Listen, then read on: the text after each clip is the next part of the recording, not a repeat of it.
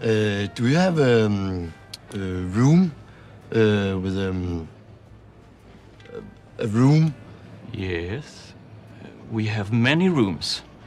Yes, I know you have rooms, but do you have a meat room? Meat room. You know, Air holding meat. You want to hold meat? yes, we would like to have a meat room with a towel. A towel. You want to hold meat with a towel? Yes, thanks. Precise. We would like a conference room with a board. Oh, I see.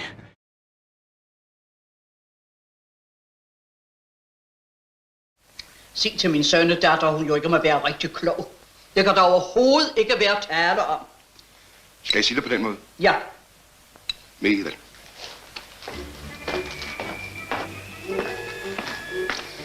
Jeg skulle hilse og sige, at de ikke måtte være rigtig klog. Og så kan du hilse og sige, at hvis Hans og Lars ikke kommer med til min fødselsdag, så kommer jeg heller ikke. Michael.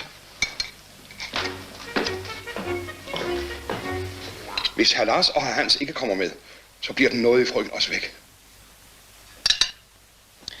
Hvor er du dog stivsindet? Ja, og Gud ved, hvem jeg har det efter.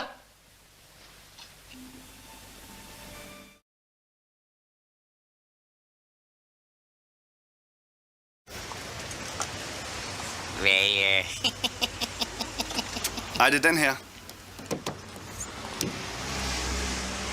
Hvad fanden er det for en apart pisport, Walter? Det er en helt almindelig udlejningsvogn hernede, Carlo. Så meget betyder jeg altså for dig. Har du nogensinde set Steffen Spielberg køre rundt sådan en? Måske har du det? Walter, det har jeg sagt. De kan ikke lave noget hernede. De kan det ikke. Vi skulle have taget Cortina med, ikke? Så vi har taget den med, så kunne vi være kørt. Det er det, jeg hele tiden har sagt. Jeg sætter i maskinen til det en gang.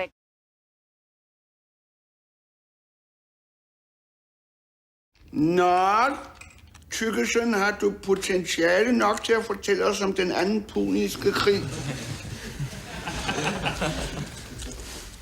Nej, da kun, Tykkesen, du smækfede yngling. Luk kun dit vældige gab op, du valfisk, og spyt dine ypperlige kundskaber ud. Døl ikke din viden for os. Vække nære eller på hånden med din visdom. Men også os andre får lov at sole os i din forstands blændende lys.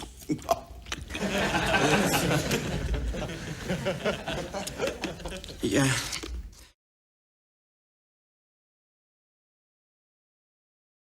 Man kan altså godt blive helt flov, om man er tysk afstamning, når man sådan læser om Tysklands historie.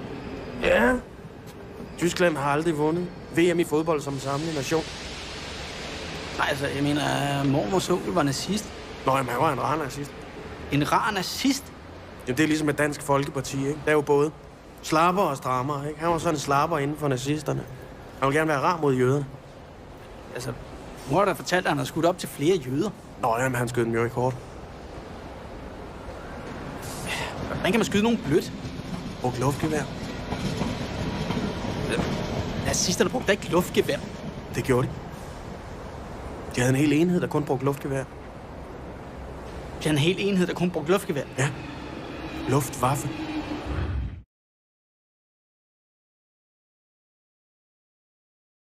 Fire træer, halv snaps, halv fornusen.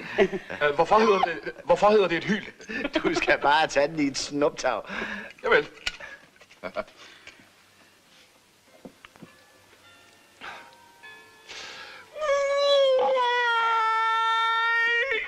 Der er navnet. Nej. Livets hårde skole har lært mig at beherske mig. Sæt dig ned og hylde med. Ja! Hvorfor ikke lade os lave et hyldekor? Her er kammertonen.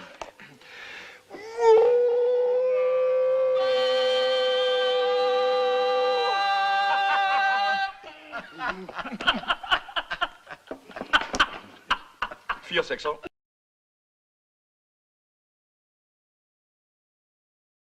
Vi skal nok få ramt på den, Ivan. Hvordan ramt på, Boris? Det skal jeg nok forklare dig.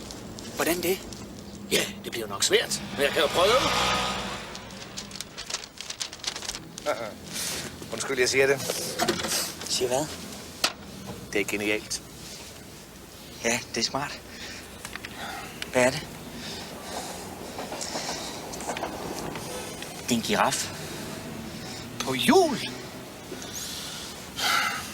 Det er en kran. Bravo, Ivan. Du kan jo godt, når du selv vil. Hør nu her. Nu går vi to sammen hen til banken. Du tager tid på sekunder på, hvor lang tid det tager på tværs over gaden. Stille og roligt. Ind i nummer 75, op på 3. sal. Imens går jeg ind og kigger mig lidt omkring i banken. Er det nu, du vil ramme på dem så? Ivan, vi planlægger. Yes. Ligesom i Varde Sparkasse. Kæft!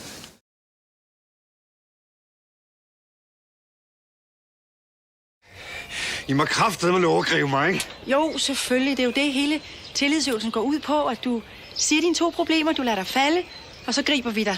Kom så, Flemming. Hvorfor fanden skal jeg altid være først, altså, hva'? Vi skal alle sammen igennem det her, Flemming. Okay. Jamen, jeg kan jo også for eksempel starte med at sige, jeg har svært ved at håndtere kritik, og jeg savner intimitet i en nær relation. Tommy? Jeg er generet. Nej, du skal sige 2 ting. Det er jo derfor, øvelsen hedder problemer i par. Jeg er generet, og jeg er ordblind. Godt. Ole? Jeg kan være mere for Annie, og Annie kan være mere for mig. Ja, det er fint. Så er det din tur, Flemming. Jeg drikker for meget. Og jeg var aggressiv. Jeg er impotent. Hvad? Tommy?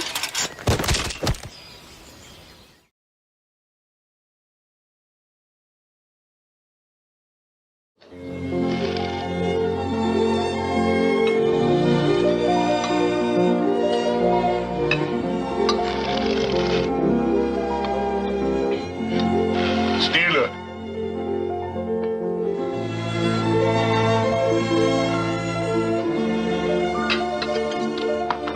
Der var for mange scener i leveren, og sovsen var for tynd. Og du kæresteskaffen? Nej, du lovede. Så giv mig 4 kiks med jordbærmarmelade.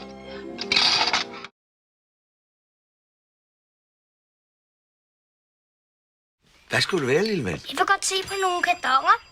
Hvad er kardonger for noget? De er sådan nogle knaldballoner til, når man er sammen med damen. Nu har jeg aldrig... jeg tror, hvis du mener kondomer. Ikke sandt, lille ven? Jo. Sådan nogle gummidrenge med farver og riller på. Riller? Jeg tror du ikke, du er for lille til den slags? Jeg ved snart ikke. Den blåpandede er begyndt at få toupé. Hør så her, knægt. Vi har kun almindelige glatte modeller. Der er hverken farve, pigge eller smag i. Okay, så må jeg jo nøjes med de glatte. Så stik mig et karton af de der plan. En karton? Jamen, der er sindssygt, knægt. Der er 200 stykker i en karton. Ja, jeg skal også være hos din hele weekenden. Nå, men så stik mig 2.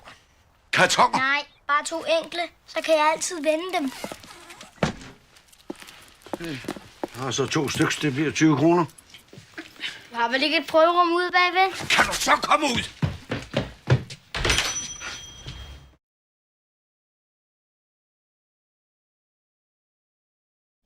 Du ved godt, han er fuld af løgn. Hvordan det? Ja, alle hans åndssvage historier, det er jo løgn alle sammen. Kællingen, hun stak af hjemmefra med mudderet klaskende langt op ad ryggen. Børnene blev fjernet fra ham, fordi han gennembankede dem. Slog han den? De fik på munden, kan du tro. Nå ja, jeg bankede dem også en gang imellem, så han ikke skulle tro, at det var ham, der var mærkelig. Han skulle aldrig have haft børn.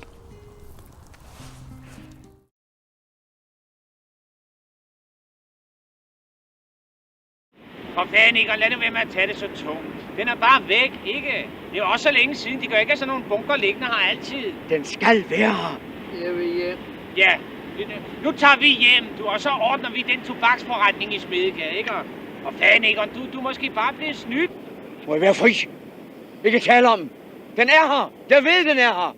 Måske er det bare ikke det rigtige sted. Måske ligger den bare lige derhenne, hen omkring hjørnet. Lad os gå hen og se efter. Kom nu. Okay. Kom så, Kjeld. Hvad er det? Skal vi hjem nu? Nej! Vi skal ikke hjem! Vi skal videre!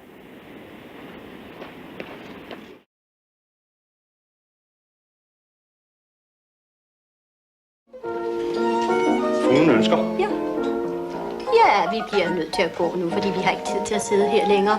Men er de sød og give min mand besked, fordi jeg bryder mig ikke om at bryde ind, når han er forretningsfrokost. Deres mand?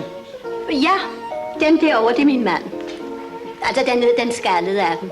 Men det er dog også forfærdeligt, at han er begyndt at tabe håret på det sidste. Jeg ville jo så gerne, at han skulle begynde at gå med tupi, men det vil han ikke. Nej, men er jo så konservativ. Men så er de søde at give min mand regningen, når han skal betale, ikke? Så gerne, fru direktør Frederiksen. Det var sødt af dem. Og så skulle min mand helst ikke have for meget at drikke. Kan de ikke minde ham om, at han kommer tidligt hjem, fordi han er jo kirkeværv, og præsten kommer til te i aften. Jo, fru direktør.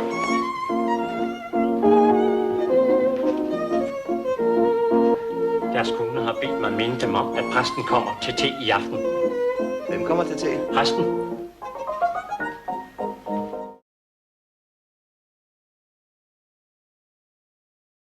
Da jeg var lille, der havde min farfar sådan et stort kirsebærtræ.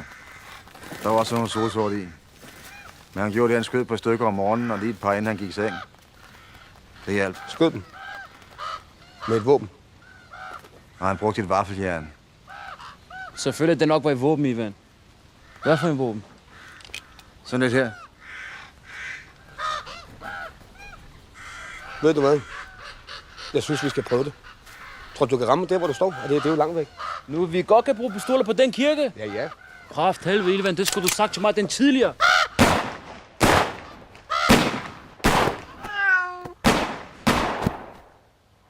Ja. Lambert? Lambert, er du okay? Lambert, hvad er det, der skete der?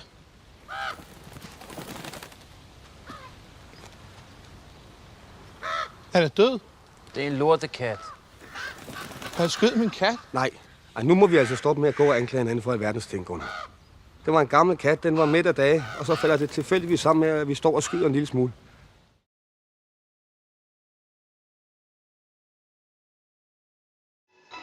Man kan vel ikke gøre for, at man har charme, og rent magnetisk drager frøkner og så fruer.